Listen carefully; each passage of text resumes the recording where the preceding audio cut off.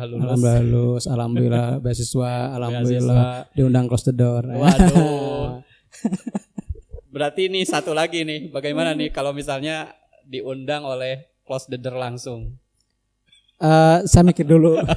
Jadi kalau tipsnya ditanya gitu, ini mungkin agak normatif ya. Kalau tips pertama yang harus dilakukan adalah ya sama seperti kemarin lah, ketika saya diminta podcast di salah satu podcast terbesar. Wah, iya. Karena temanya udah biasa ya, ngobrol saya biasa aja meskipun saya diserang Dihujat. atau misalnya oleh hostnya seolah-olah misalnya diposisikan sebagai kontra. Iya, 5 menit 10 menit misalnya debat, padahal kesananya itu ilmu kan. Iya. Karena kita akan dituntut untuk bagaimana sih nanti supaya viewer naik, supaya income pun ikut naik, supaya engagementnya naik dan hal-hal lain yang sifatnya matriks di satu media sosial, apakah itu Instagram, TikTok ataupun YouTube gitu ya.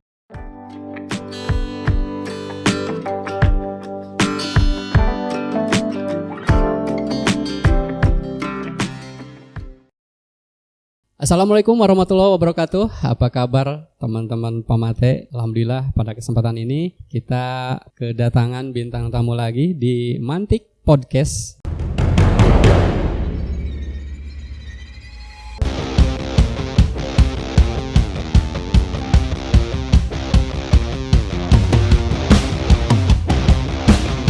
Dan ini luar biasa, teman saya sekaligus guru saya dari semenjak saya masuk ke MAN 3.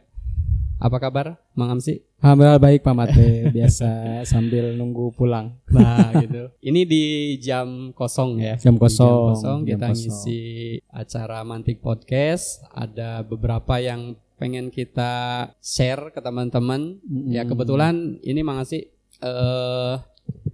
sebentar lagi kita akan menghadapi menurut info yang beredar ya di akun-akun BKN, kemudian P3K, CASN, kemudian banyaklah di akun-akun teman-teman kita juga pasti banyak bertanya gitu kan.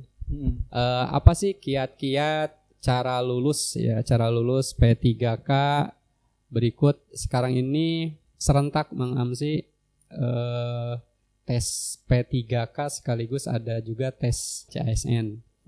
Nah, jadi pada kesempatan ini itu yang pertama yang akan kita bahas. Kemudian nanti juga kita akan bahas juga mengenai dinamika media sosial. Kenapa? Karena pada dasarnya sekarang banyak di media-media sosial, salah satunya ya di YouTube sendiri yang membahas tentang prediksi soal-soal P3K, kemudian CASN juga ya, bahkan ada bocoran-bocoran katanya. Nah, tapi terkadang yang saya analisis itu terkadang hanya kebutuhan konten, hanya sekedar kebutuhan konten. Padahal itu hanya sekedar apa ya? Mungkin untuk menarik minat view dan lain sebagainya. Betul. Padahal kalau saya lihat di narasi soal-soalnya ya kurang cukup kompeten, bahkan hanya sebatas mengada-ngada gitu.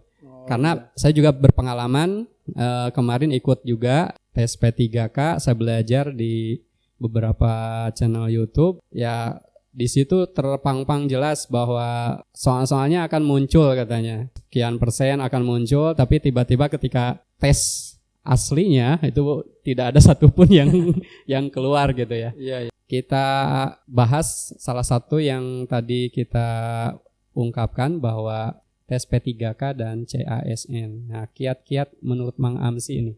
Tips, dulu pengalaman lah, cerita pengalaman Mang Amsi ketika tes CASN ya dulu tahun berapa? CPNS. Oh, CPNS ya? CPNS dulu. Tahun 2004. Nah, bagaimana kita berbagi, Pak? Oke, terima kasih Pak Mate ya. Seperti biasa saya ingin mengucapkan terima kasih karena sudah diundang di YouTube-nya Mantik Podcast dan juga Pak Mate ya. Kalau ditanya terkait bagaimana tips lolos tes CASN atau dulu namanya tes CPNS ya. Kalau saya pribadi nih ya, kalau bicara pengalaman ya, karena dulu itu saya memang tidak berniat menjadi PNS Pak. Jadi gak ada niat sedikit. Gak ada niat waktu itu. Kenapa? Karena memang keluarga saya keluarga guru gitu ya. Dan ketika saya mau lulus kuliah, saya itu sedang seneng-senengnya menulis karya gitu. Kerja sambilan di penerbitan begitu, ngedit, termasuk juga membuatkan skripsi. Nah, seperti itu kan. Itu side hustle namanya. Penghasilan sampingan. Nah, gitu. Jadi nerjemahin. Karena saya kan guru dulunya mahasiswa bahasa Arab ya. Jadi banyak orang yang teman-teman yang memang tidak belum memahami tentang menerjemahkan. Nah, kebetulan saya kan agak sedikit bisa lah. Akhirnya itu menjadi salah satu yang bisa membantu juga keberlangsungan hidup saya ya selama jadi mahasiswa gitu. Nambah begitu. Dan alhamdulillah. Nah, jadi ketika saya lagi senang-senangnya dengan dunia penulisan, dunia penerbitan, saya diminta pulang sama orang tua itu. Terus dibilang, "Kang, ada tes CPNS gitu kan." Dan kebetulan ada formasi guru bahasa Arab gitu. Terus saya bilang, "Aduh, ibu saya tuh, Mah kan saya belum lulus, belum dapat ijazah, Pak. Lulus sudah, tapi belum dapat ijazah saya itu." Karena jadi memang zaman dulu tuh lama ya. Lama. Jadi saya tuh lulus Agustus, wisuda Oktober, ijazahnya kalau nggak salah November. Sementara pembukaan itu pembukaan lowongan ya, formasi CPNS itu bulan kalau nggak salah Oktober atau November. Jadi saya belum dapat ijazah ketika daftar. Jadi ini yang mungkin yang jarang diketahui ya. Saya itu daftar menggunakan surat keterangan lulus. Tapi lolos administrasi. Tapi lolos karena dibolehkan. Karena memang waktu itu kan yang dibutuhkan itu untuk Kemenag Cianjur dulu Depag ya. Depag Cianjur itu sekitar 300 orang. Formasinya sangat banyak. Jadi untuk persyaratannya itu tidak seketat sekarang gitu. Jadi istilahnya masih boleh pakai surat lulus. Nah, ketika saya pemberkasan yang kedua itu baru saya lampirkan ijazah karena saya pas wisuda dapat ijazah gitu. Jadi ketika saya daftar justru saya belum dapat ijazah. Gitu. Kemudian ya saya ikuti aja karena kata orang tua lah, saya ikut aja gitu. Dan sebenarnya saya berharapnya jangan dulu lulus gitu. Tapi karena Allah takdirkan lain dan formasi bahasa Arab yang pelamar umum itu cuma 1 orang. Jadi saya ngukur diri, saya baru lulus, sementara yang ikut itu senior-senior saya. Yang senior di sekolah, senior di madrasah, senior di kuliah juga gitu ya. Aduh, ini banyaknya ketemunya sama teman kakak-kakak kelas saya gitu. Kemudian juga ada guru saya juga. Ya saya berharapnya orang lain gitu karena itu mungkin lebih berhak karena sudah ngehonor, udah lama ngajar juga. Terus juga bahkan mungkin pernah beberapa kali ikut. Iya, teman dekat saya aja itu udah 2 sampai 3 kali waktu itu ya. Sampai waktu itu juga udah 2 karena dia lulusnya duluan karena saya kan berhenti kuliah setahun. Jadi ketika saya mendingan teman-teman saya dulu gitu. Ternyata takdir berkata lain karena waktu itu tesnya ada 4 kali ya, tes psikotes, kemudian kebangsaan, kemudian bahasa Arabnya, kemudian agama Islamnya karena kita di Depag.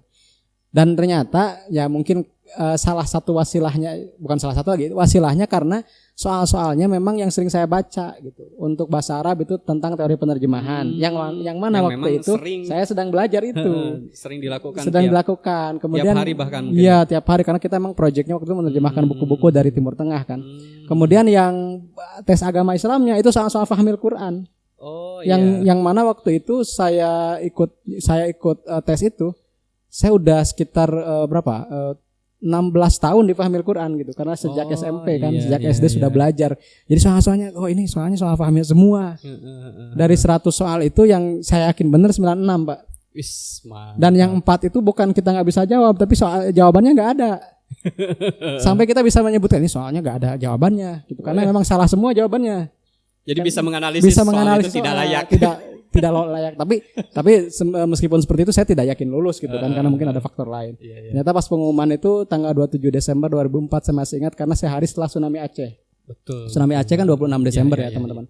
Jadi ketika saya cek, saya kan namanya paling akhir tuh. Jadi saya nggak tahu halaman pertama nggak ada saya, alhamdulillah gitu, alhamdulillah. Orang lain kan kalau lulus alhamdulillah, saya tuh nggak lulus alhamdulillah itu. Nah ternyata pas terakhir di halaman terakhir ada nama saya. Udah saya langsung bingung ya, aduh gimana ya, nggak apa-apalah saya terima aja gitu. Tiba-tiba teman-teman saya itu bercanda ke saya tuh. Memberikan selamat tapi sampai gini ada yang sebagian ngomong, kamu punya kenalan siapa? Oh gitu. Kamu bayar berapa? Karena waktu itu kan masih ramai ya kayak gitu. Terus saya bingung, saya ngomong, saya itu cuma punya doa orang tua Kang, gitu. Kenapa? Karena saya pun sebenarnya niat gente gitu. Kalau saya boleh berdoa ya kalau memilih waktu itu ya jangan diluluskan saat itu gitu. Tapi ya kalau sudah takdirnya seperti itu saya harus terima karena saya yakin itu ada jalan yang Allah berikan buat saya. Yang terbaik. Yang terbaik. Jadi kalau tipsnya ditanya gitu. Ini mungkin agak normatif ya kalau tips pertama yang harus dilakukan adalah teman-teman lihat dulu formasinya ada nggak yang cocok dengan kualifikasi pendidikan kita. Jadi pertama cek formasi, yang kedua sesuaikan dengan kualifikasi gitu. Jangan misalnya melamar, saya pengen coba-coba di penyuluh pertanian, tapi kita lulusan bahasa Arab, itu kan nggak nyambung. Dari awal aja udah pasti nggak lulus. Gitu. Jadi sesuaikan dengan kualifikasi, kemudian pelajari itu tes-tes yang pernah diujikan. Betul. Dan salah satunya lewat channel Pak Mate tuh kalau belajar soal-soal P3K gitu dan yang lainnya. Kemudian juga jangan lupa berdoa. Pastinya berdoa itu kalau saya sih karena dari dulu ya tipikalnya saya itu bukan orang yang kekeh gitu Pak. Maksudnya bukan dalam satu hal itu saya inginnya istikharah aja. Kenapa? Karena belum tentu apa yang kita lakukan itu terbaik menurut Allah. Jadi belum tentu yang terbaik juga. Boleh jadi kan ada hal lain yang Allah titipkan buat kita gitu. Kalau saya dulu gitu, saya istikharahnya ya kalau bisa nggak lulus. Tapi ternyata Allah kasih lulus ya saya terima gitu. Karena itu juga pasti ada jalan yang diberikan. Jadi betul. Kalau dengan istikharah sih lebih santai ya. Kenapa? Karena kita tidak ngoyo gitu. Kecuali kalau teman-teman memang pingin jadi ASN, pingin jadi P3K ya itu saya nggak tahu ya. Tapi yang terpenting kalau saya selalu memposisikan saya ini dipilihkan saja gitu. Kalau memang terbaik ya Pak Agus tahu sendirilah kisah hidup saya kan banyaknya istikharah gitu. Jadi, tapi banyak bonusnya kalau istikharah gitu. Beda dengan karena Allah yang tunjukkan. Karena Allah yang tunjukkan dan lebih tahu mana yang terbaik untuk hidup kita. Betul. Nah itu ya tadi jadi pertama sesuaikan formasi, kualifikasi pendidikannya, latihan tes, kemudian juga jaga kesehatan. Karena kenapa bisa jadi ketika tesnya itu kita sedang diuji dengan sakit gitu, maka penting juga menjaga kesehatan. Kemudian pastinya harus banyak berdoa, minta doa sama orang tua, minta doa sama orang yang kita cintai, istri, anak-anak, dan minta doanya sederhana, doakan yang terbaik. Jadi kalau yang terbaik itu ya apapun yang terjadi itu yang terbaik. Ketika gak lulus pun itu yang terbaik. Kalau misalnya kita ditakdirkan tidak lulus. Betul, gitu. Karena yang kata orang pasti gajian pun gajinya gak pasti ya. Begitu, tunjangan pun nggak cair, gitu itu curhat ya. Kemudian misalnya ya bedakan antara gaji dengan rezeki. Betul. Tapi saya emang agak kagok kalau ngomong ini karena saya masih bergaji Pak. Kalau saya udah resign mungkin saya lebih nyaman ngomongnya ya. Tapi saya sekali buktikan yang punya gaji saja atau punya income yang tetap itu belum tentu tetap berincome gitu. Betul. Yang punya penghasilan tetap pun belum tentu tetap berpenghasilan karena boleh jadi di awal bulan sudah habis sama potongan. Nah, seperti itu. Jadi intinya kalau misalnya ya ASN atau P3K itu kita niatkan untuk menambah nafkah, berdoalah ke Allah. Itu mungkin yang terbaik. Tapi kalau misalnya saya ikutnya itu karena ingin belajar aja, jadi tergantung kembali ke niatnya masing-masing. Kalau saya sih semuanya juga baik gitu, semuanya juga baik. Seperti itu kalau masalah tips ya, karena terus terang kalau saya tipsnya tadi ya cuma ngurus sama orang tua dan Allah takdirkan soal yang diberikan itu apa yang saya sukai waktu itu. Jadi seolah-olah kita nggak ujian gitu, kita nggak ujian. Betul. Gitu, Pak. Tapi kalau tadi saya simak Mang Amsi, ke pengalaman Mang Amsi dulu emang tidak belajar ya secara kita kan besok misalnya mau tes nih kita belajar gitu dari sekarang gitu. Mang Amsi tidak demikian, tapi secara tidak langsung Mang Amsi kan punya kegiatan menerjemahkan tadi ya, kemudian juga ikut pahmil gitu kan. Memang secara tidak langsung belajarnya karena memang keseharian tiap hari. Iya, gitu ya. Tidak mengkhususkan diri belajar itu gitu Pak. Akhirnya seperti itulah. Kalau saya itu mungkin makna dari sebuah belajar itu artinya nggak harus nunggu wah besok nih tes P3K, tes CASN baru kita belajar. Harusnya seperti tadi ya Mang, kita belajar tiap hari terus menerus mempersiapkan. Siapa tahu nanti suatu saat nanti ada lowongan, ada tes, kita sudah siap. Gitu. Iya, jadi saya teringat satu pepatah kuno ya dari Seneca namanya itu. Luck is when opportunity meet preparations, gitulah bahasa Inggrisnya. Jadi beruntung itu adalah ketika ada kesempatan bertemu dengan persiapan-persiapan. Iya. Jadi opportunity-nya itu setunggal, betul. Tapi persiapannya itu jamak, pakai S gitu. Artinya apa? Keberuntungan itu memang sesuatu yang kata orang kebetulan. Bahwa sebenarnya bukan kebetulan, tapi ketika ada peluang, orang ini udah siap. Betul. Nah itu. Seperti itu. Jadi bagaimana kita punya kesiapan belajar? Iya. Meskipun kita udah niatkan dengan itu. Contohnya dulu, saya tuh nggak niat jadi PNS. nggak memaksakan diri untuk jadi PNS misalnya gitu ya. Tapi ketika misalnya saya terbiasa menerjemahkan, terbiasa ikut fahmil, dikasih soal yang biasa itu, akhirnya lulus. Dan takdirnya seperti itu. Jadi dan itu sering terulang ketika saya dapat beasiswa LPDP juga orang bilang apa sih tipsnya gini-gini. Kok saya nggak sesulit orang lain ya tipsnya gitu ya. Saya cuman ketika ikut TOEFL kok lulus gitu. Sementara teman saya yang sudah kursus juga nggak lulus. Kenapa? Mungkin saya sudah sering belajar bahasa Inggrisnya bukan ketika menyiapkan beasiswa aja, tapi emang suka aja Pak. Tiap hari belajar seperti itu. Banyak hal lah. Jadi ketika ada lowongan kita sudah siap. Gitu ada peluang, ada lowongan. Ya sama seperti kemarin lah ketika saya diminta podcast di salah satu podcast terbesar. Karena temanya udah biasa ya ngobrol saya biasa aja meskipun saya diserang dihujat. Atau misalnya oleh hostnya seolah-olah misalnya diposisikan sebagai kontra, kita bisa mengcounter. Kenapa? Karena itu yang biasa dibicarakan saya setiap hari di channel-channel saya kan. Jadi bukan sesuatu yang gimana gitu, karena udah biasa aja gitu Pak. Jadi ngalir aja gitu. Siap. Seperti itulah contohnya. Mantap nih teman-teman dan sahabat Pamate dimanapun kalian berada. Jadi teruslah belajar dari sekarang, walaupun kita agak tahu kapan tes P3K atau CASN di bulan kapan gitu, gak tentu ya, karena pengumumannya selalu diundur ya. Pokoknya kita siapkan dari sekarang juga ya. Salah satunya mungkin Bapak Ibu bisa belajar soal-soal yang memang kita cek ya. Kalau misalnya Bapak Ibu punya waktu banyak sih bisa tonton semua pembahasan soal ya. Tapi kalau misalnya kurang begitu banyak waktu, Bapak Ibu bisa pilih-pilih kontennya lah atau pembahasan soalnya. Baik Mam sih. Nah selanjutnya nih, terkesan dari mulai tadi dinamika dalam bermedia sosial ya, salah satunya di YouTube lah. Sekarang itu kan banyak orang-orang yang memang ya termasuk saya juga lagi merintis atau membahas soal-soal yang memang berkaitan dengan P3K dan CASN gitu ya. Nah terkadang ketika menggunakan media sosial ini ya, misalnya YouTube atau TikTok dan lain sebagainya, itu terkadang kita selalu memikirkan apa ya, cuan gitu ya. Betul. Tidak berpikir bahwa ini ada manfaatnya besar atau tidak buat si viewer gitu ya, atau penonton gitu. Nah menurut Mam sih bagaimana tuh? Menurut saya sih itu hal yang wajar. Hal yang wajar karena memang kan kita ya gini aja baliknya.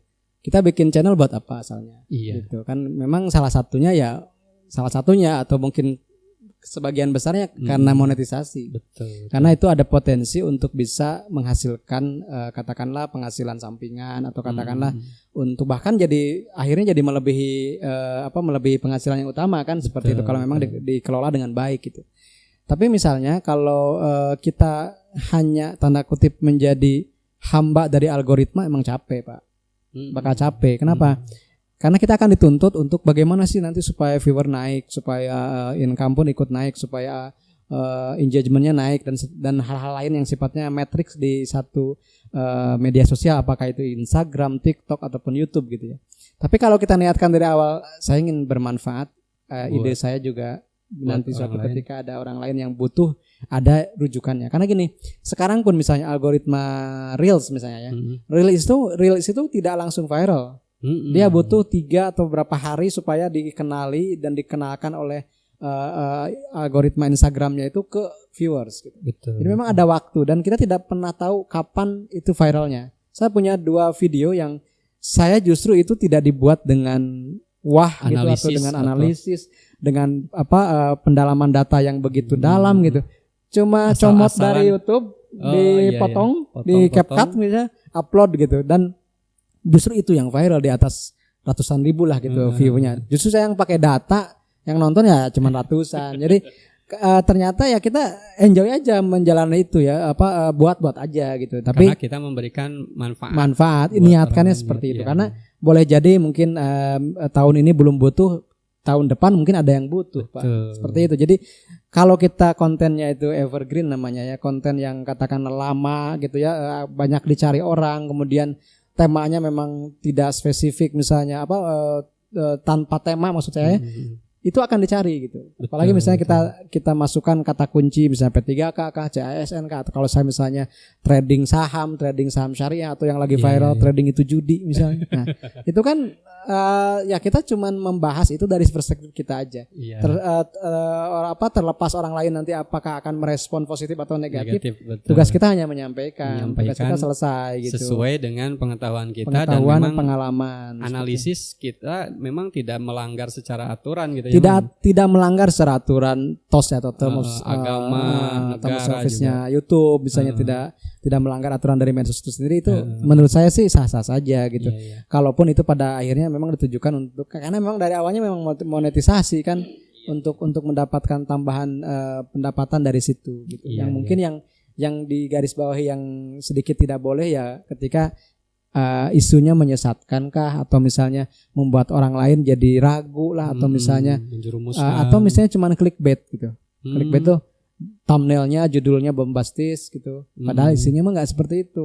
Nah itu banyak yang misleading, jadi akhirnya menipu gitu ya. Menipu. Jadi iya 5 menit 10 menit misalnya debat, padahal kesananya itu ilmu kan. Iya. Nah harusnya total nontonnya. Iya, karena gini Pak. Karena algoritma kan mengatakan misalnya ada yang 3 detik pertama, 1 menit pertama. Jadi sebisa mungkin di awal tuh udah hook gitu. Udah menarik, itu kan yang kita pelajari ya audiens. Tapi kadang kita juga bikin konten ya bikin aja gitu. Kalau seperti itulah, karena tidak semuanya audiens itu menilai kita dari ucapan pertama gitu. Ada juga yang bisa sampai akhir gitu. Iya. Ya seperti saya sekarang kan lagi membahas soal prediksi soal P3K gitu kan. Itu rata-rata per videonya itu 10 soal. Kalau hanya mengutip atau menonton soal ke-1, ke-2, ke-3 mungkin misalnya ini gak apa-apa, saya juga sudah tahu. Tapi kan belum tentu soal berikutnya. Kalau misalnya kita tonton secara full, bisa saja itu menambah pengetahuan kita ya, Mang. Betul. Oke, Mamsi, terima kasih siap. Waktunya karena sudah memenuhi undangan saya. Spesial ini bagi teman-teman, spesial buat teman-teman ya, yang akan mengikuti tes P3K dan CASN. Jadi kalian silahkan belajar dimanapun bebas ya. Karena pengalaman saya kemarin ya, saya juga sempat mengikuti bimbel Mang sebenarnya. Oke. Iya. Jadi ternyata di bimbel itu pada dasarnya satu bayar udah jelas kan. Pasti. Dan itu bayarnya ya lumayan lah, fantastis. Ada walaupun yang basic gitu tapi tetap lumayan lah.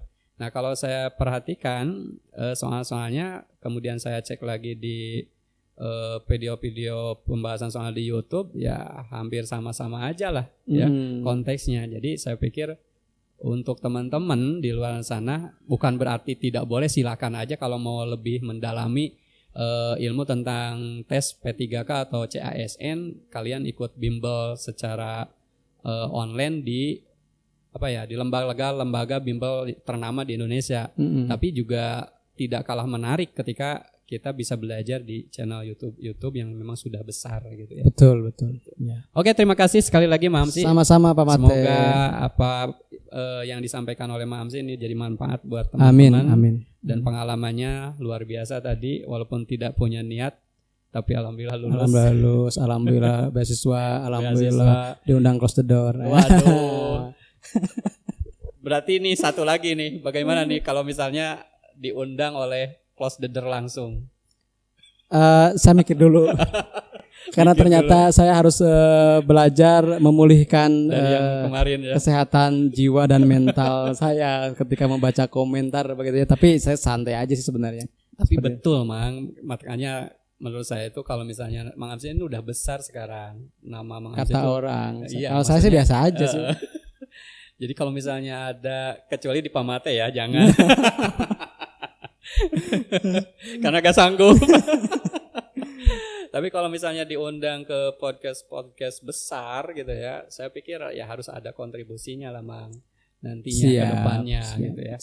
Biar nanti apapun yang terjadi kepada kita gitu, minimal kita sudah mengkantongi itu gitu. Kompensasi lah. Ya itu mungkin sekilas saja lah.